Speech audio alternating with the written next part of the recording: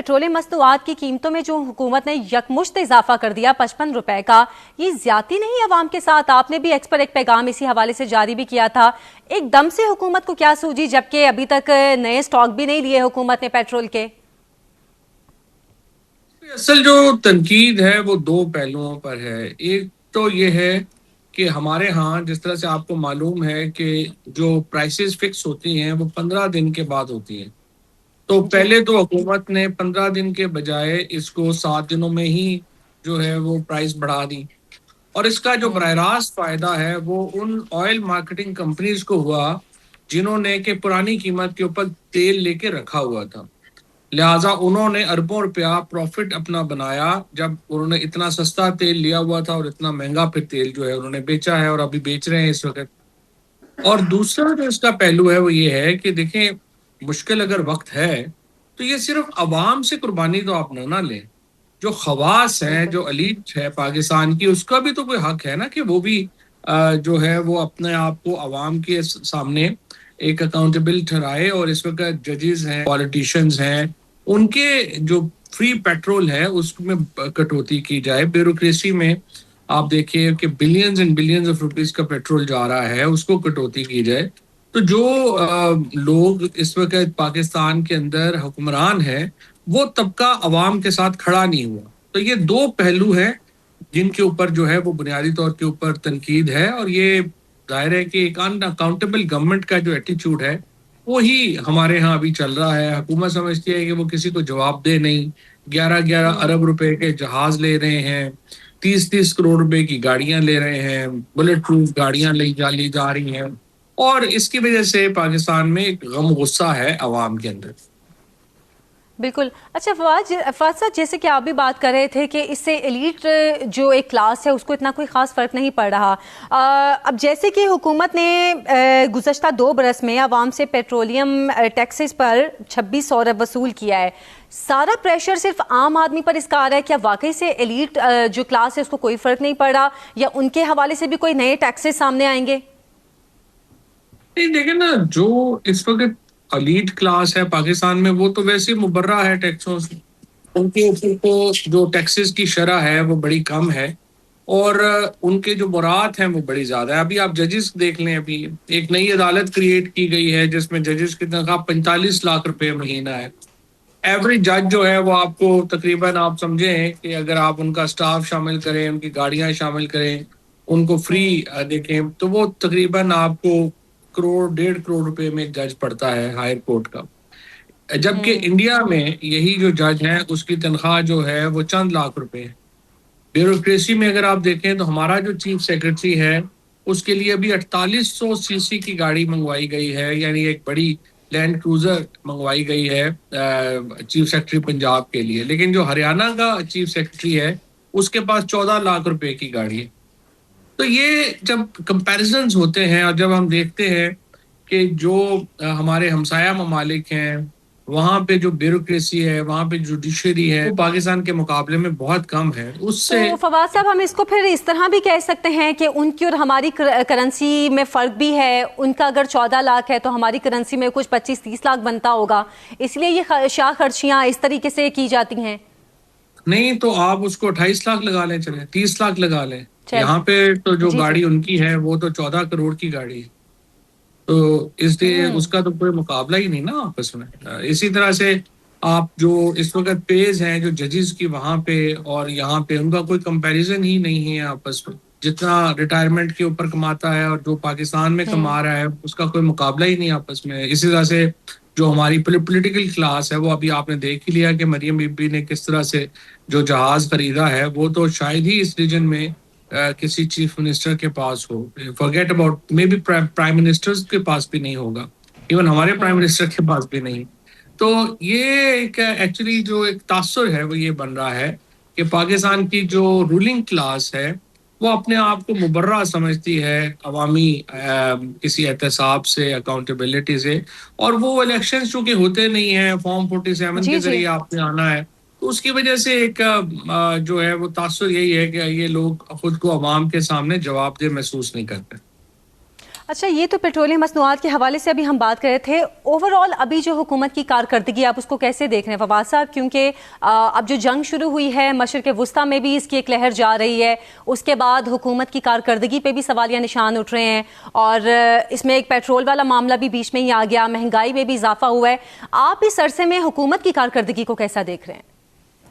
دیکھیے، جو تو اگر آپ کہیں مجھے کہ فورن افیئرس کے اوپر، تو فورن افیئرس کے اوپر تو کارکردگی کافی اچھی ہے، اور اس پہ مجھے نہیں اچھا. لگتا کہ کوئی تنقید جو ہے وہ بن سکتی ہے. ابھی بھی میرے خیال میں جس طریقے سے ہمارے فورن آفس نے کوآرڈینیٹ کیا، اور پھر جو آرمی چیف جو تھے وہ گئے ہوئے تھے، پہلے ٹرکی تھے، پھر ادھر تھے اپنے ابھی سعودی عربیہ تھے. آئی تھنک جو ہماری اس وقت فورن افیئرس کا ایک ایلیمنٹ ہے وہ تو ڈیفینیٹلی بڑا اچھا ہے، اور یہی بیسٹ تھا جو ہو سکتا تھا، کیونکہ ہم نے ایران کے اوپر حملے کی بھی مذمت کی ہے، اور ہم نے عرب ملکوں کے ساتھ بھی اپنا جو الائنس ہے اس کو ہم نے تقویت دی ہے. اور ultimately Indonesia, Malaysia, Pakistan, Turkey ہی 4 ممالک ہیں جو کہ اس لڑائی کے خاتمے کی طرف کوئی قدم بڑھا سکتے ہیں. اور ایکچولی یہ وہ 4 ممالک ہیں جو کہ ایک ایسا فضا کریٹ کر سکتے ہیں جس میں کہ چیزیں جو ہیں وہ بہتری کی طرف جا سکتی ہیں. عرب ملکوں میں ایران کے اندر ایک نیگوسیشنز ہونی چاہیے، بڑی امپورٹنٹ ہیں. اچھا فواد صاحب، آپ سے اب خطے کی کچھ موجودہ صورتحال کے حوالے سے بھی بات کرنا چاہتے ہیں کہ ابھی جو جنگ چل رہی ہے ایران میں امریکہ اور اسرائیل کی، آپ کو کیا لگتا ہے پاکستان اس سے کتنا متاثر ہو سکتا ہے، ایک معاشی طور پہ بھی، اور اگر سفارتی لحاظ سے دیکھا جائے تو پاکستان پر کیا اثر پڑے گا؟ دیکھیں، اب تک تو پاکستان نے بڑی اچھی آئی وڈ سے کہ ایک پوزیشن لی ہے، جس میں نہ ہم نے ایران کو کوئی زیادہ ناراض کیا ہے، اور نہ ہی عرب ملکوں کو زیادہ ناراض کیا ہے، نہ ہی امریکہ کو ناراض کیا ہے. یہی لائن بنتی ہے پاکستان کی. ہم اس پوزیشن میں نہیں ہیں کہ ہم کسی ایک فریق کی سائڈ لیں اور اس کے بعد اپنے آپ کو اس مصیبت میں ڈالیں. لیکن اب مسئلہ یہ ہے کہ اگر یہ جنگ آگے بڑھی، اس کے بعد اگر اسپیشلی عرب ایران کانفلکٹ آگے بڑھا، تو الٹیمیٹلی ہمیں پھر سائڈ لینی پڑے گی، اور ہم نے سائڈ ظاہر ہے کہ عرب والوں کی ہی لیں گے. اس سے پھر ایک بڑی کمپلیکیشن پیدا ہوگی. ابھی تو دعا یہی ہے کہ یہ معاملہ یہی ختم ہو. آج میں دیکھ رہا تھا کہ انڈونیشین پرائم منسٹر نے رابطہ کیا ہے تہران کے ساتھ، اور ان کو کہا ہے کہ وہ پاکستانی وزیر اعظم کے ساتھ جو ہے جی معاملے کو ریزالو کی طرف لینا چاہتے ہیں، جو بڑی ایک اچھی پروگرس ہوگی.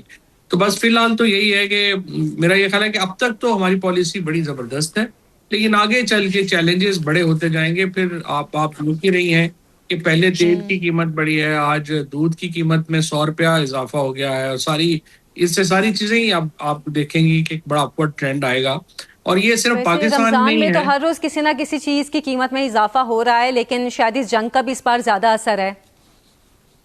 جی بالکل صحیح کہہ رہی ہیں آپ. رمضان میں ویسے بھی جو ہے وہ چیزوں میں اضافہ ہوتا ہے، لیکن اس بار ذرا یہ پیٹرولیم مصنوعات کی قیمتوں میں جتنا زیادہ اضافہ ہو گیا ہے، اس کا اثر اب سب پہ ہی آئے گا. بجلی بھی 1 روپیہ 63 پیسے جو ہے وہ مہنگی ہوئی ہے. تو ہمارا انٹرسٹ یہی ہے کہ جنگ کسی طریقے سے جلد ختم ہو، اور اگر یہ جنگ بالکل جلد آپ نے ختم ٹھیک. نہیں ہوتی تو پھر ہماری ریجن اور یورپ دونوں ہی اس میں بہت زیادہ سفر کریں. اچھا، مراد سعید نے ایک کتاب لکھی ہے، اس میں آپ کا بھی حوالہ دیا گیا ہے، اور اس میں کہا گیا ہے کہ فواد چودھری، اسد عمر اور شہباز گل کے درمیان شدید گفتگو ہوئی، ایک دوسرے کے موقف سے اختلاف کرتے نظر آئے. کوئی ایسا معاملہ ہوا تھا؟ جی بالکل. جو مراد نے لکھا ہے جو میٹنگ کا احوال، نٹ شیل میں تو وہ درست ہے، ایسا بالکل صحیح بات ہے. اور مراد جو ہیں وہ اپنا بالکل میرے چھوٹے بھائیوں کی طرح ہے، میرا بڑا احترام ہے. لیکن ظاہر ہے کہ ایک پوائنٹ آف ویو ہے. یہ میرا پوائنٹ آف ویو مطلب بدلا تو نہیں ہے. میں تو اس وقت بھی سمجھتا ہوں، اور اب بھی یہ سمجھتا ہوں کہ انقلاب کوئی ایسا پولیٹیکل طریقہ نہیں ہے کہ جس سے آپ کوئی ایک کامیاب ریاست کی بنیاد رکھ سکے.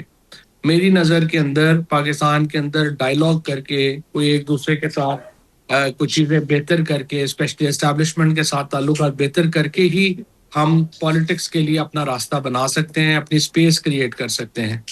اور آپ نے دیکھا ہی ہے کہ جتنی لڑائی پھر ہمارا مشورہ نہ مان کے جتنی لڑائی کی گئی ہے اس کا نقصان سب سے زیادہ تو عمران خان کو ہوا ہے، سب سے زیادہ تو تحریک انصاف کو ہوا ہے. اینڈ آئی وش کہ اگر ہماری بات مانی جاتی اور اچھا، ہم یہ ذکر بھی انہوں نے اپنی کتاب میں کیا ہے کہ عمران خان فیصلہ سازی کے دباؤ اور پی ٹی آئی کے اندر جو اندرونی اختلافات ہیں اس کی وجہ سے کافی تنہائی کا شکار بھی رہے ہیں اور اپنے آپ کو وہ کافی دباؤ کا شکار بھی محسوس کرتے تھے، تنہا بھی محسوس کرتے تھے. ایسے معاملات بھی تھے پارٹی کے اندر؟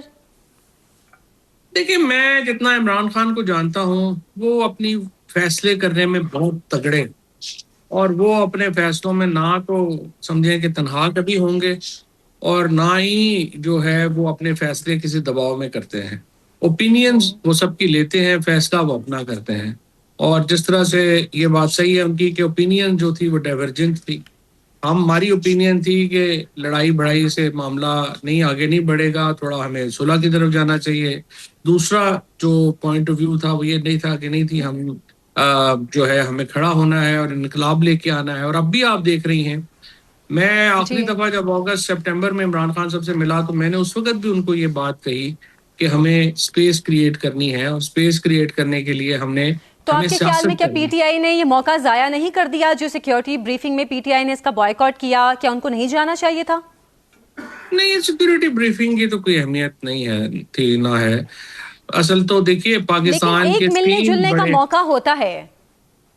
دیکھیے وہ نان سیریس ہے. حکومت ایک لپ سروس ہی کرتی ہے. ابھی تک حکومت نے کوئی سیریس اقدام نہیں اٹھایا جس سے کوئی لگے کہ حکومت پاکستان کے اندر کوئی کنسنسس بلڈ کرنا چاہتی ہے، چیزیں بہتر کرنا چاہتی ہے.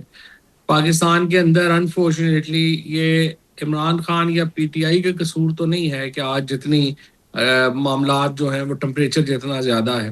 اس کا تو دیکھیے آپ روزانہ ہی لوگوں کو، آج وومن ڈے ہے تو آپ دیکھیے کتنی عورتیں جو ہیں وہ ہمارے یہاں سیاسی ریزنز کے اوپر جیلوں میں ہیں. اور 3 سال سے یاسمین راشد صاحبہ جیسی لوگ خواتین جو ہیں وہ جیلوں میں ہیں.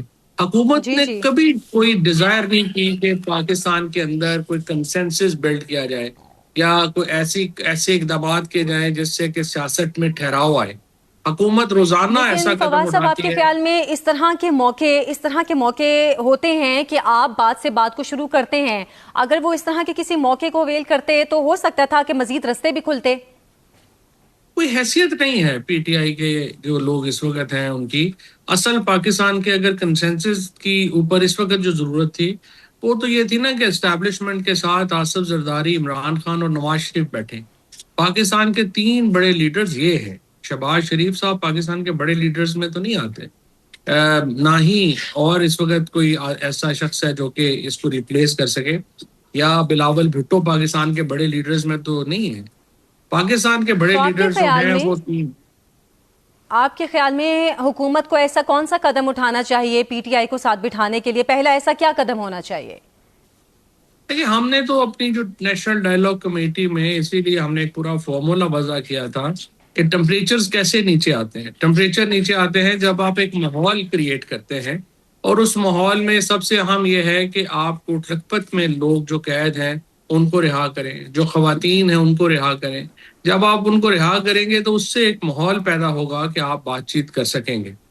اور ابھی تک انفارچونیٹلی حکومت نے اس طرف کوئی توجہ نہیں دی.